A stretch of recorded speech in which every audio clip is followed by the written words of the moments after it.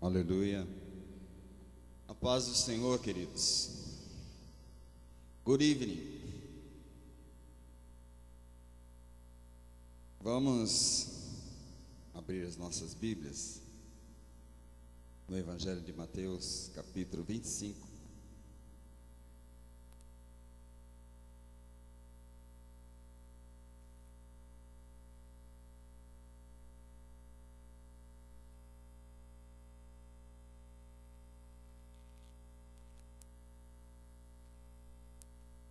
Mateus apresenta, a partir do capítulo 24, um texto que é chamado sermão profético, ou seja, aquele ensinamento de Jesus a respeito dos últimos tempos. E é um texto que merece, assim, bastante carinho, atenção, porque afinal de contas, nós vivemos esses últimos dias, né?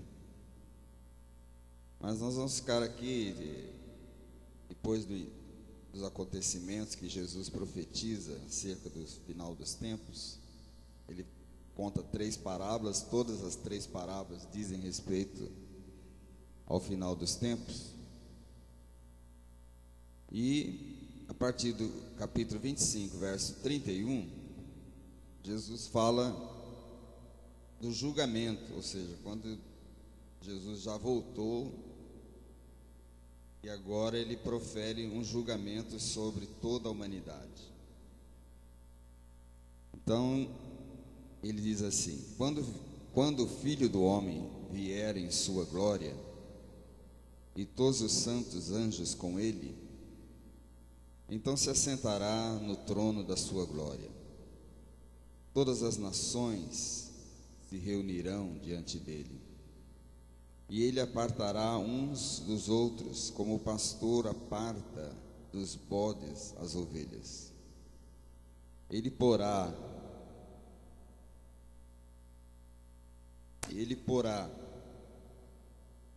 as ovelhas à sua direita e os bodes à sua esquerda.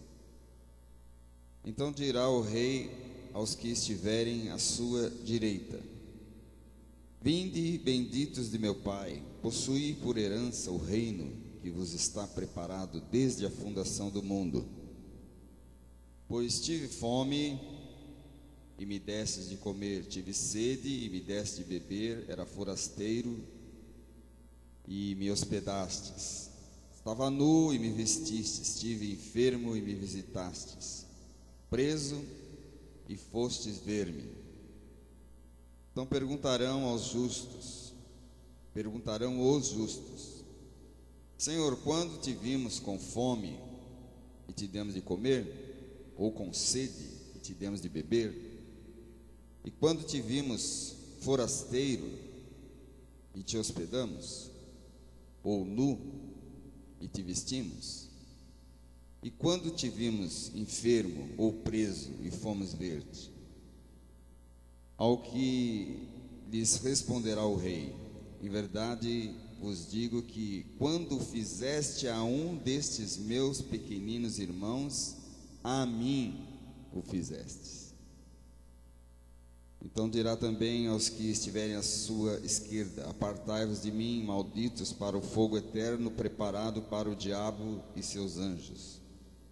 Pois tive fome e não me deste de comer, tive sede e não me deste de beber, fui forasteiro e não me recolheste, estive nu e não me vestistes, enfermo e preso e não me visitastes.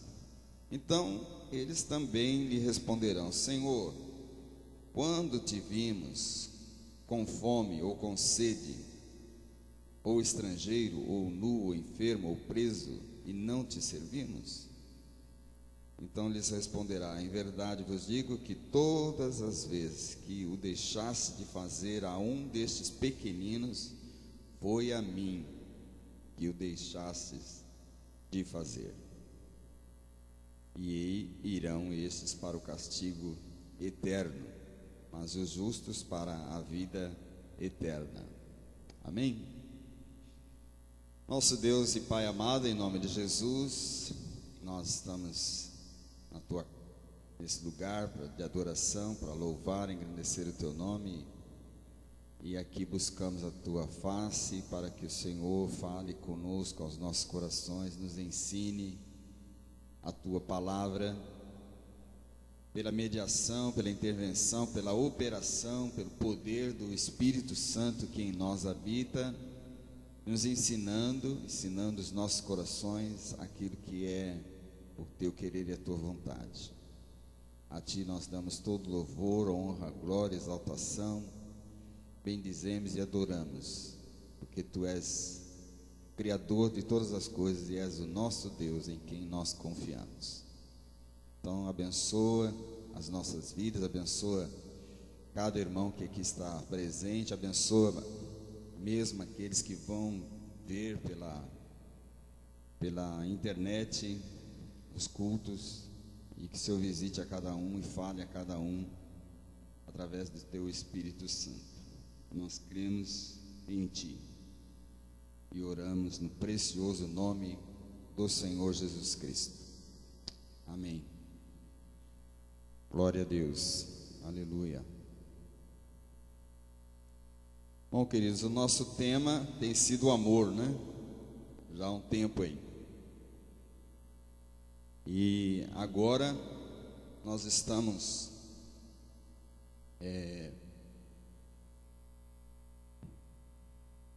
preparando, né? A escola de missões. Temos a nossa escola de missões aqui. Fico feliz por isso. E fico pensando se não estamos atrasados, né? Eu desconfio que estamos atrasados. Na verdade, nós deveríamos começar pensando em missões, né? E trabalhar em função de missões. Aí nós teríamos mais rapidez nas nossas ações. Ontem nós tivemos representando a igreja lá em Américo de Campos, na igreja Nova Jerusalém. Pastor Mateus, pastor Rubens estão adiante lá no ministério. São companheiros nossos de nascimento da igreja, né? Nossa igreja começou, já tem 16 anos, vai fazer 17 em dezembro. Nós aqui não comemoramos aniversário, né? Vocês perceberam? Por que a igreja não comemora aniversário? Porque ela nasceu no dia de Natal. Então nós não somos bobos de concorrer com Jesus, né? Não tem jeito de concorrer com o aniversário de Jesus. Então nós não fazemos aniversário. Mas 25 de dezembro de 2000 começou a igreja Campo Novo, né? Algum tempo depois começou a igreja Nova Jerusalém. Começamos no mesmo contexto, trabalhando na mesma situação. Então eles comemoraram ontem 15 anos, mas nós somos um pouquinho mais velhos. Mas somos uma igreja jovem, né? Somos uma igreja adolescente. Eu gosto disso. O pastor Mateus trouxe uma menina lá na frente, que trabalha lá no ministério. A menina tem 15 anos, ou seja, aquela menina tem a idade da igreja. E nós aqui temos muitos assim também, né? Muitos dos nossos jovens aqui têm a idade da igreja. Graças a Deus por isso. Mas ministrou lá um colega do pastor Mateus, e o tema lá era um texto que está lá em 2 Coríntios, que fala que a igreja, Paulo estava lutando para que a igreja permanecesse na simplicidade de Cristo. Então o tema foi esse, né? A igreja permanecer na simplicidade de Cristo. E a gente percebe, né, pelo tema e pela exposição, que essa tem sido a dificuldade das igrejas, né? E permanecer na simplicidade do Evangelho de Cristo. Então cria-se uma parafernália de coisas em relação à igreja, né? Fugindo do alvo, do tema, do objetivo, da finalidade que a igreja deveria ter. né? A sua missão, seu trabalho missionário fica de lado, né?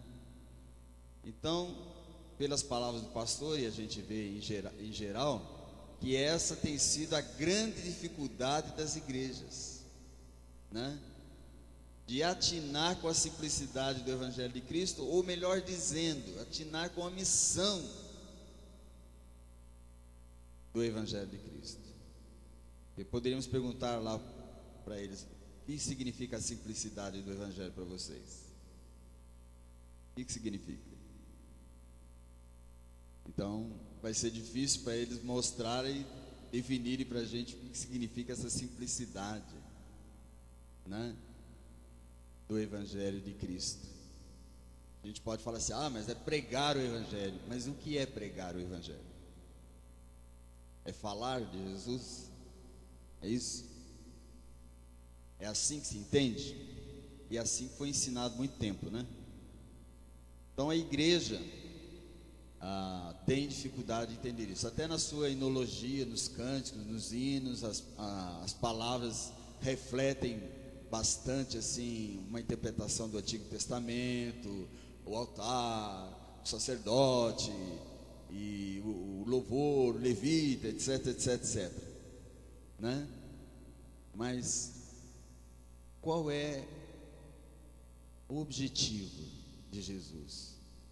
Qual foi o objetivo e qual é o objetivo dele? O objetivo de Jesus tem que ser o meu objetivo. A finalidade de Jesus tem que ser a minha finalidade, né? Então, felizes aqueles que têm descoberto isso. Alguns têm descoberto, a gente percebe isso, graças a Deus. Alguns têm descoberto a finalidade da igreja, a finalidade do Evangelho, o que significa o Evangelho, né? Eu posso dar uma definição do Evangelho. Evangelho quer dizer boas novas, mas o que é essas boas novas? Sempre vai ficar no ar aquelas boas novas, né? O que significa? Mostra isso, nomeia isso e mostra o que significa essas boas novas, o que isso vai representar na minha vida. Se alguém chegar para você e falar assim: eu tenho uma boa notícia para você, dependendo da expectativa da pessoa, cada um vai esperar uma coisa, né? Algumas mulheres, pode ser que casaram, estou grávida, grande notícia para ela, né? Se for solteira é uma terrível notícia. Então, qual é a boa notícia? Ganhei uma casa. Boa notícia, não é? Ganhei um carro novo. Boa notícia. O que significa essas boas notícias? Então são perguntas que ficaram no ar, estão no ar para muita gente dentro da igreja. E às vezes as pessoas ficam, né, mastigando, fustigando, procurando entender o que isso significa. Então, o que Jesus veio fazer?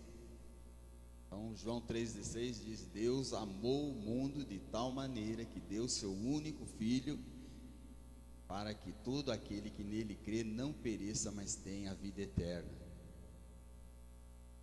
Então, Deus amou o mundo e Ele fez o quê? Tomou uma atitude. Ele enviou o Filho, que veio a esse mundo para nos salvar. Veio com esse objetivo, veio com essa perspectiva, veio para abrir os nossos olhos, nos tirar aquela máscara, aquela venda da religiosidade, né? Que há em todos os lugares, e havia também no meio do povo judeu, dizendo: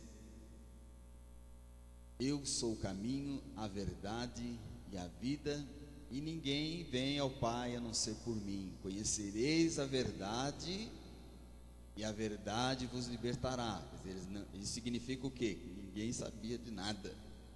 Mesmo aqueles que pensavam que sabiam alguma coisa, não sabiam de nada, né? E João diz assim: para isto se manifestou o Filho. para destruir as obras de Satanás. Para isso, a finalidade é essa. Qual a finalidade? Destruir as obras de Satanás. Quais são as obras de Satanás?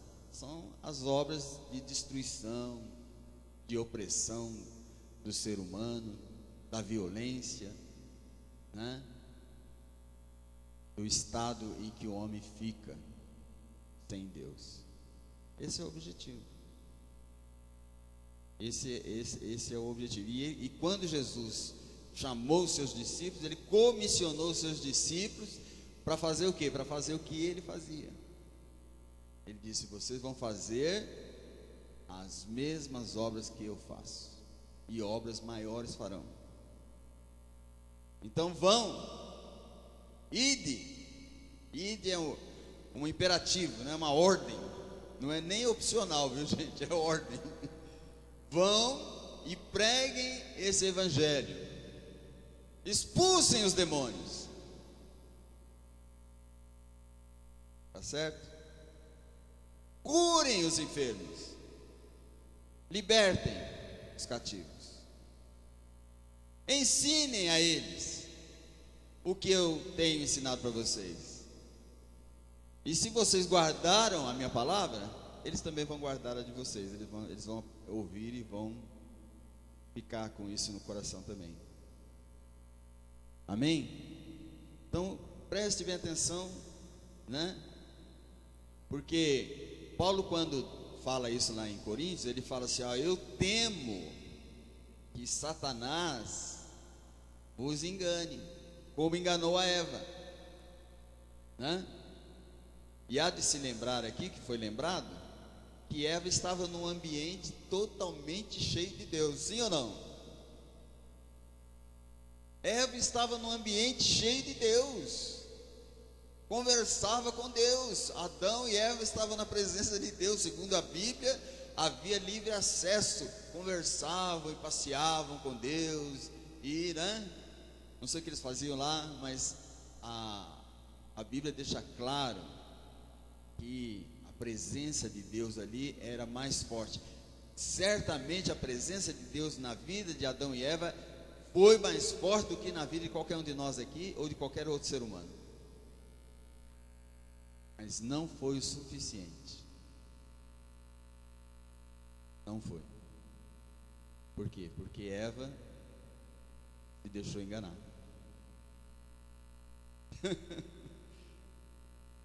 Se deixou enganar.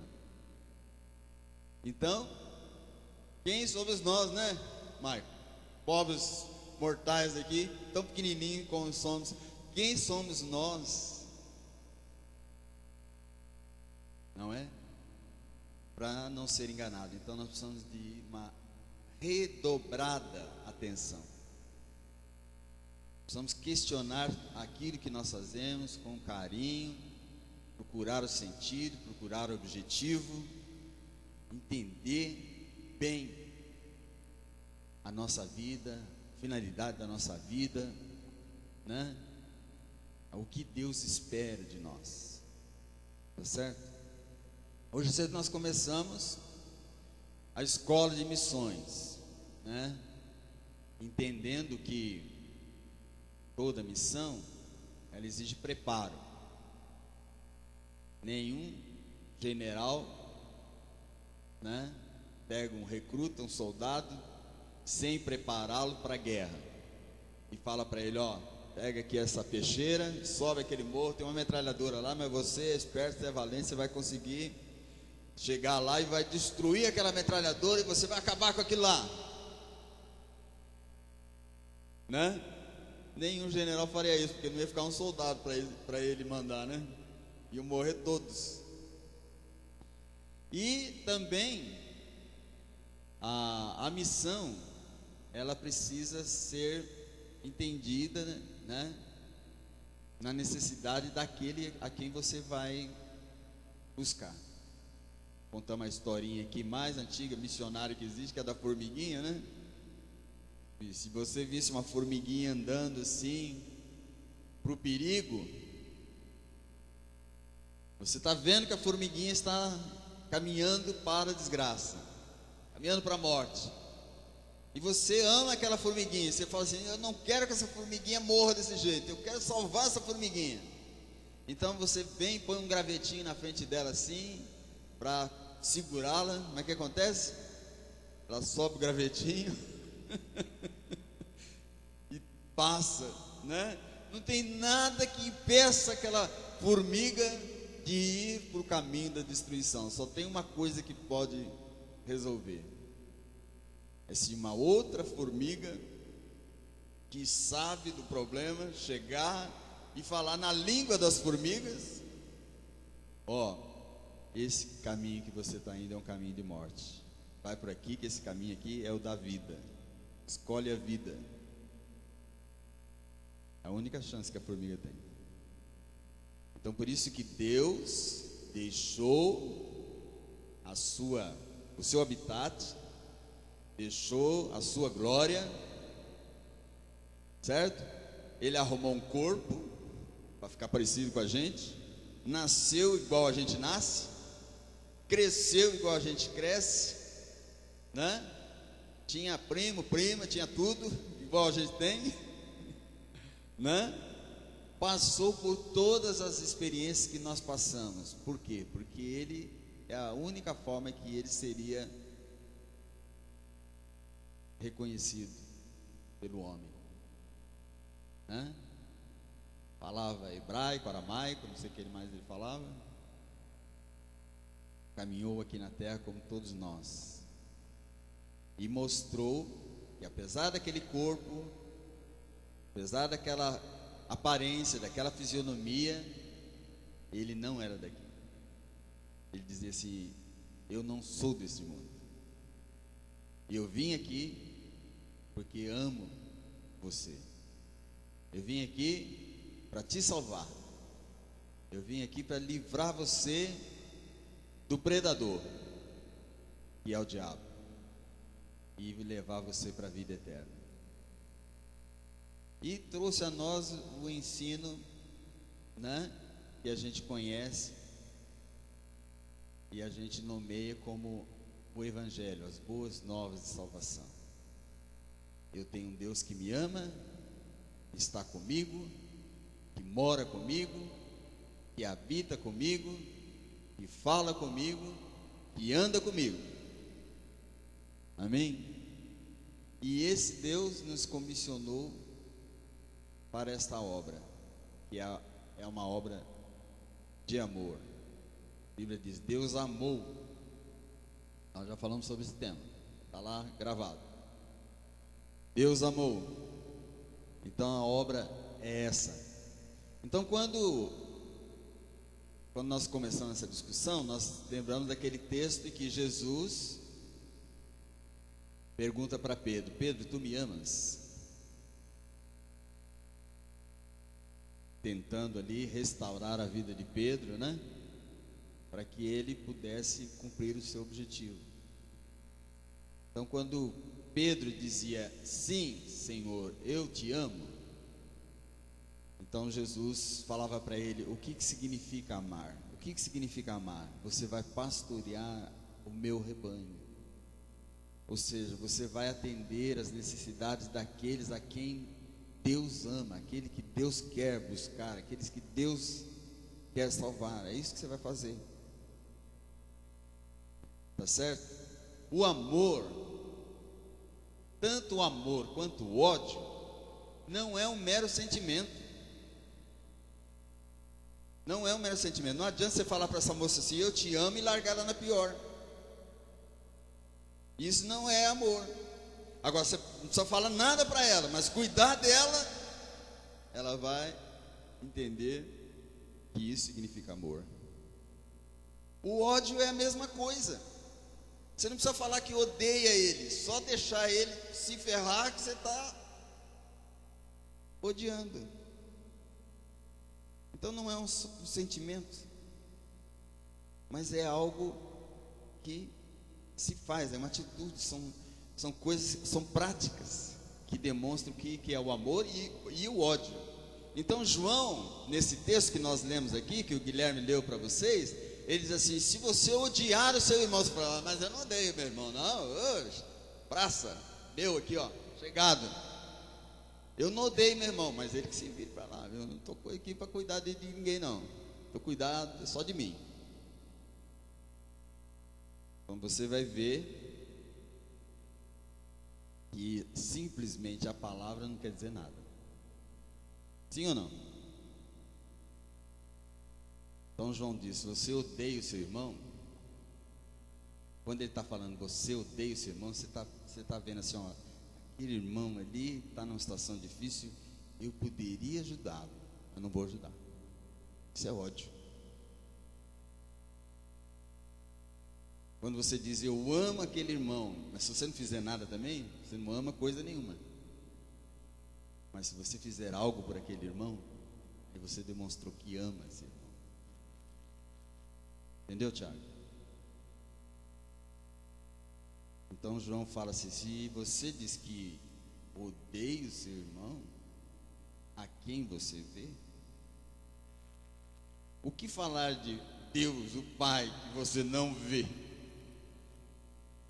O que falar dele que você não vê? Então, Guilherme, você fala assim: eu amo a Deus. Legal. Como? Eu tenho um sentimento aqui no meu coração.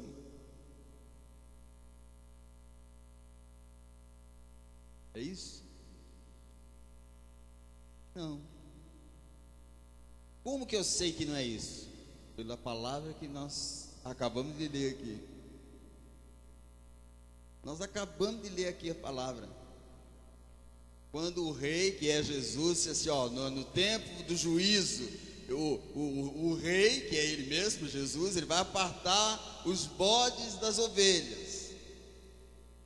Então, ele vai dizer para as ovelhas assim: olha, chegou a hora da bênção. Vinde, benditos de meu Pai, possuem por herança o reino que lhes está prometido. Por quê? Porque ele diz, Jesus está falando assim, Jesus disse, eu tive fome e você me deu de comer. Eu tive sede, você me deu de beber. Eu estava nu e você me vestiu. Eu estava preso, você foi lá me visitar. Aí você fala, peraí, mas quando que foi que eu te dei de comer? Eu não lembro. O senhor não desapareceu da terra faz 2000 anos. Quando é que eu pus uma roupa em ti? Ele vai dizer o quê? Quando você fez para um pequenino, é para mim que você estava fazendo, cara. Então, se eu quero vestir Jesus, ele não é o seu número. Você vai ter que achar um seu número para vestir. Está entendendo? Você vai ter que achar alguém que represente Jesus. Alguém que Jesus ama. Alguém que precisa de Jesus.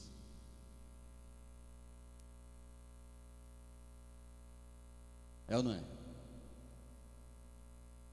Muitos vão falar assim, não senhor, mas quando, se o senhor, meu Deus, se o senhor, Jesus, se o senhor passasse lá em casa, eu ia te dar uma cama para você dormir na minha cama. Eu não ia nem deixar você dormir no sofá. Eu ia arrumar uma cama para você dormir. E mandava trazer uma pizza e uma Coca-Cola. Por que você não faz isso para quem precisa, então?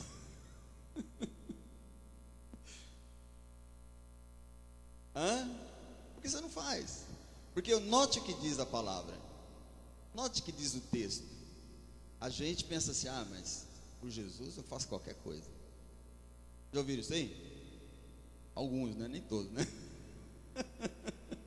Nem todos. Por Jesus eu faço qualquer coisa.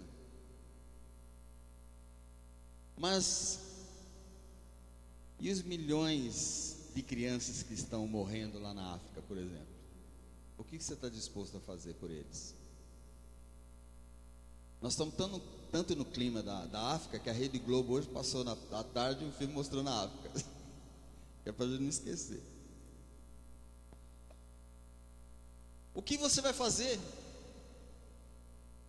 Não é? Interessante, irmãos, a gente, quando Deus vai falando conosco, eu estava fuçando lá, passei na TV Senado e por acaso peguei uma comissão lá, dirigida pelo senador Collor, Comissão de Relações Exteriores, estavam falando justamente do assunto que nos interessa. Olha só, ao vivo e a cores. Então havia lá um agente, um funcionário ligado à ONU, que lida justamente com o que a gente se interessa, que são com os refugiados de guerra. Então ali ele diz assim: atualmente tem 3 países que mais têm pessoas, mais refugiados em outros países. São pessoas, o que é um refugiado? É o cara que teve que sair da sua casa, ele teve que fugir para não morrer, teve que sair dali. Então a Síria é um dos países campeões aí de refugiados no mundo, a maioria fugindo lá para a Europa. O Sudão do Sul,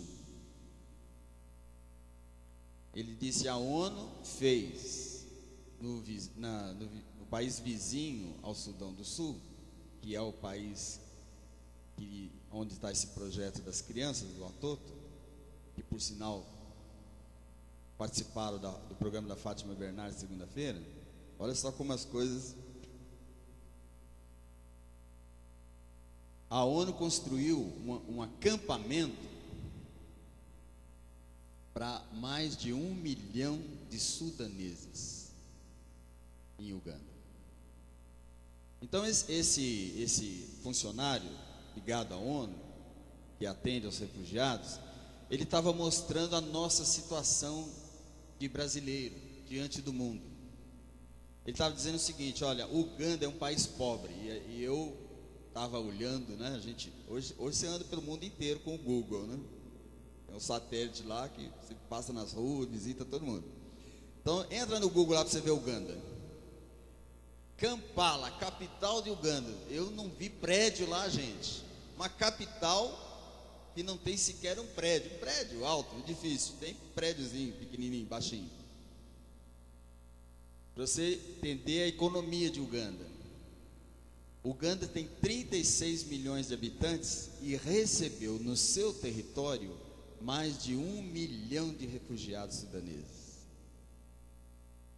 Dentre esses refugiados estão aqueles que nós mostramos no filme aqui já para a igreja. 1 milhão. Agora, falando do Brasil, nosso país tem mais de 200 milhões de habitantes. Então esse 1 milhão não chega a 0,0005% da nossa população. O Brasil não tem isso de refugiados. Uganda tem 0,03% de refugiados. Olha a diferença. E ele está dizendo uma realidade do Brasil e uma realidade da igreja brasileira. O Brasil não está preparado para tratar com os refugiados. Ou seja, ele não tem uma estrutura para isso. Falar que está preparado significa como acomodar os refugiados, certo? O Brasil não tem. E aliás, nós ficamos sabendo que agora, recentemente, é que foi sancionada a lei de imigração, uma nova, chamada nova lei de imigração do nosso país. E foi um projeto que foi relatado pelo senador Aloysio, ministro, né? Aloysio Nunes, sancionado já pelo presidente e que está em fase de regulamentação. Agora, recentemente. Então o Brasil ainda não sabe nem como vai tratar esse assunto e resolver esses problemas, né?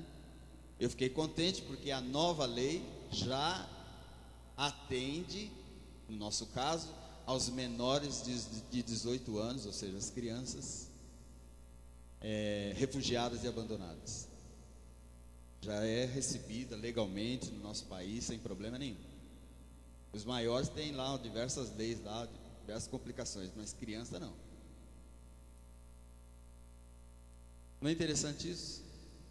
E a igreja? O país está perguntando isso, as autoridades estão perguntando isso, como que nós vamos fazer? E a igreja? E nós? O que nós vamos fazer? Então, da mesma forma, olha só como o contexto vai mexendo com a gente. Da mesma forma que o nosso país está se preparando para isso, nós como igreja estamos fazendo a mesma coisa. É por isso que nós buscamos a escola de missões, por isso que nós temos que aprender o inglês, que é a língua que facilita esse trabalho, e pensar, e a nossa igreja tem que pensar nisso, como que nós vamos receber, qual é a estrutura que nós temos e como nós vamos receber e podemos ajudar essas crianças. Se nós pudermos trazer salvar naquele dia, que o Senhor conversar sério conosco,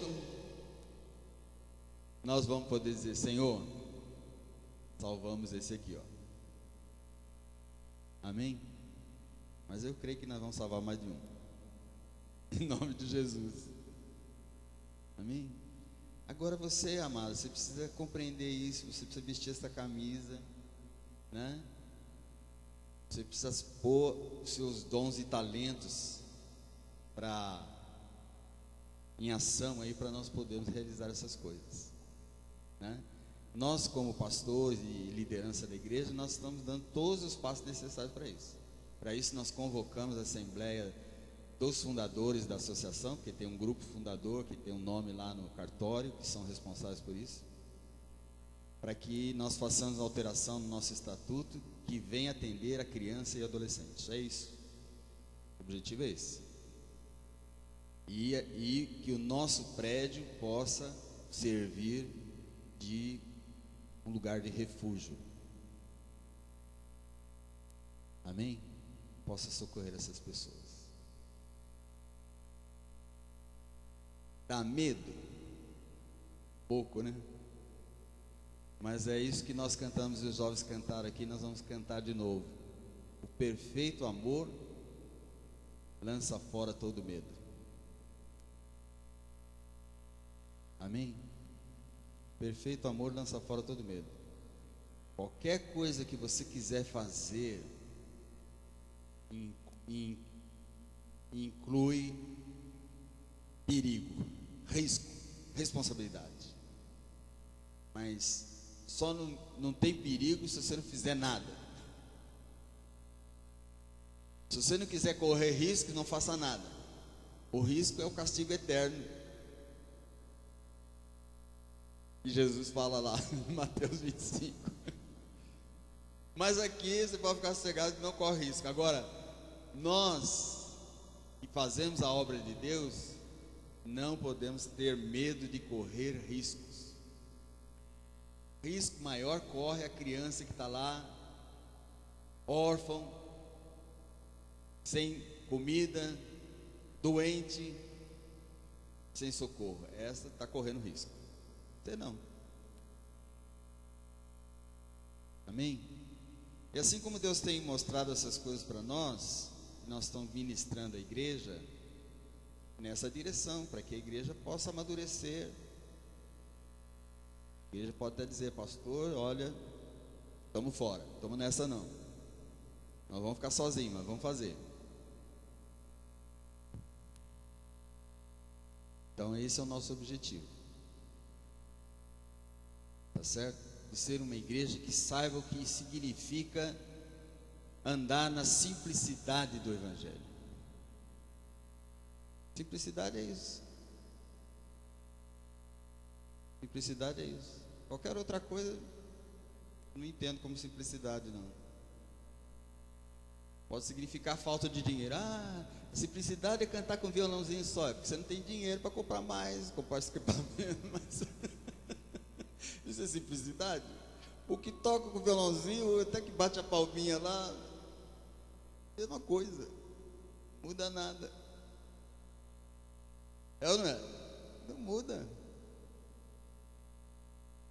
Simplicidade não é na forma com que fazemos o culto e apresentamos o culto, mas no nosso objetivo, aquilo que nós fazemos. Então nós precisamos disso. Precisamos entender que precisamos investir na obra de Deus. Precisamos ser dizimistas. Tá certo? Ofertante. Precisamos cooperar financeiramente com a obra de Deus. Os irmãos sabem que a gente leva isso a sério, que a gente tem diretoria, que a gente tem quem examina as contas da igreja, e a igreja e a tesouraria presta relatório mensalmente de toda a sua despesa, que não são muitos, porque também a gente não tem muito dinheiro. Mas é importante acreditar nesse projeto. É importante contribuir, né? Esse mês aqui nós já temos, eu me incluí nessas 3 pessoas que já estão contribuindo para sustentar uma criança em um atoto. Então, só da nossa igreja já está indo 400 e poucos reais para esse ministério. É pouco? Sim. Não sei também se é pouco. Na verdade, o ano que vem a gente espera, né, poder ir alguém lá até o Uganda, que vai no supermercado, que vai fazer as contas, para ver quanto que custa uma pessoa lá, porque às vezes melhor é mandar dinheiro para lá. Se ficar mais barato, nós mandamos dinheiro para lá. Agora, a minha experiência é que a estrutura, né, tem um custo. Nós também temos um custo, né? Qual é o custo? Custo de prédio, custo de funcionário, custo do câmbio. Então, quando eu mando 100 reais para o exterior, não chega esses 100 reais na mão da criança. Por quê? Por causa do custo. Custo funcionário, custo de câmbio, custo de despesas que o projeto tem. Todo projeto tem despesa. A igreja aqui tem um encargo financeiro para sobreviver. Sem pagar esse encargo, a igreja não sobrevive. É o custo da igreja. Chama custo da igreja. Para ela manter as portas abertas aqui, ela tem o custo dela. Todo mês nós temos que pagar o pastor, temos que pagar a água, a luz, e pagando tudo certinho, direitinho. Esse é o custo. Então nós vamos avaliar e ver. Se ficar mais barato lá, compramos um terreno lá e montamos um prédio lá. Se ficar mais barato aqui, trazemos os africanos para cá. Se alguém quiser ir para lá, converse conosco, que nós estamos animados a te sustentar lá. Amém? Vamos cantar de novo para terminar esse cântico então?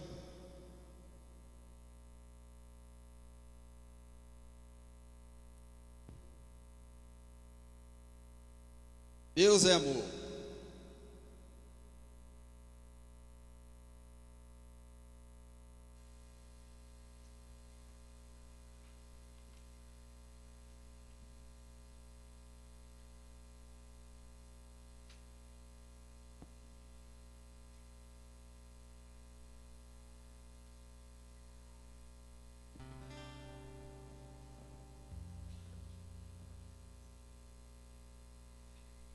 Esse cântico, vocês viram, é baseado lá no texto de João, né?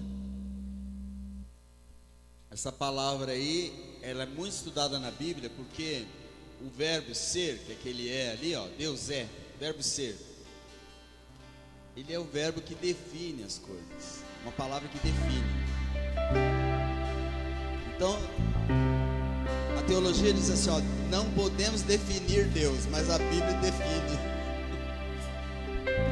A Bíblia diz, Deus é amor. Amém? Essa é a definição. E o perfeito amor lança fora todo medo.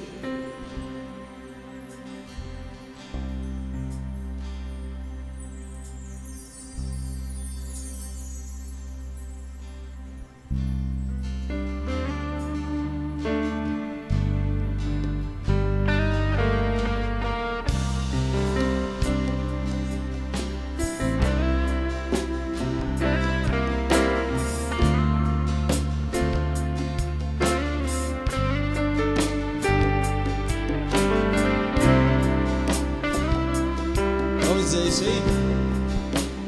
Deus é amor, Deus é amor, Deus é amor,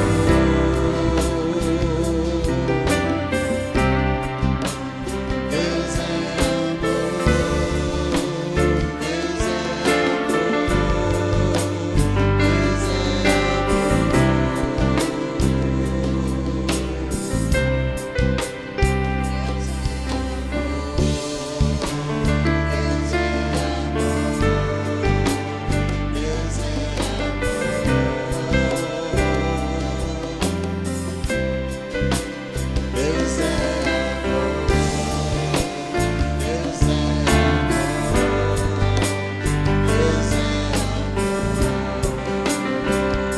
o que é o amor?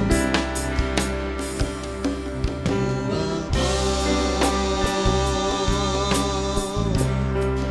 é o dom supremo.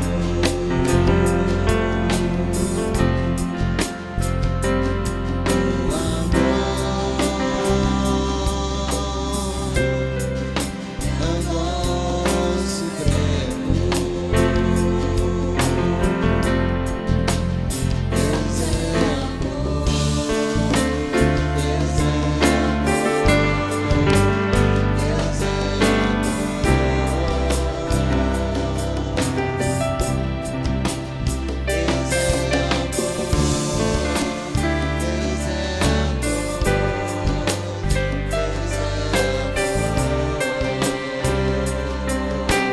Perfeito amor, lança fora todo medo.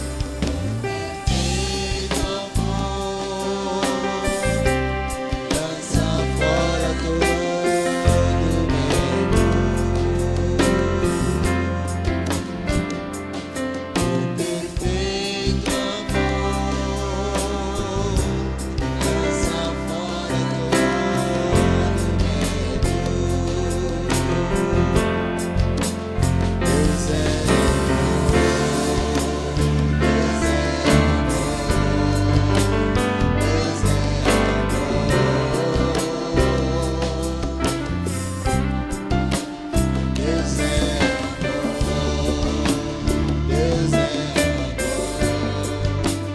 Deus é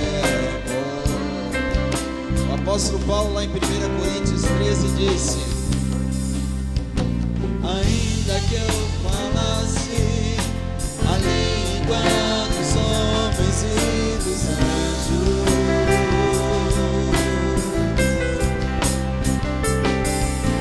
ou tenho tamanha fé que consiga transbordar os montes,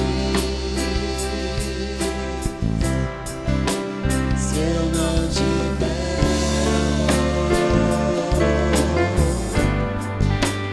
nada serei,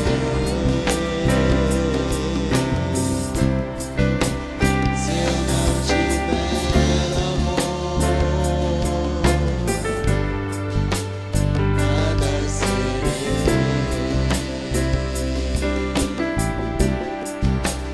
Deus é amor, Deus é amor, Deus é amor, Deus é amor,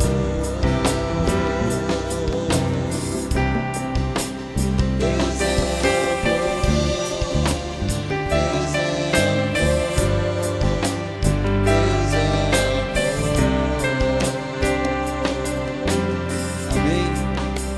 Vamos orar agora, né? Eu gostaria que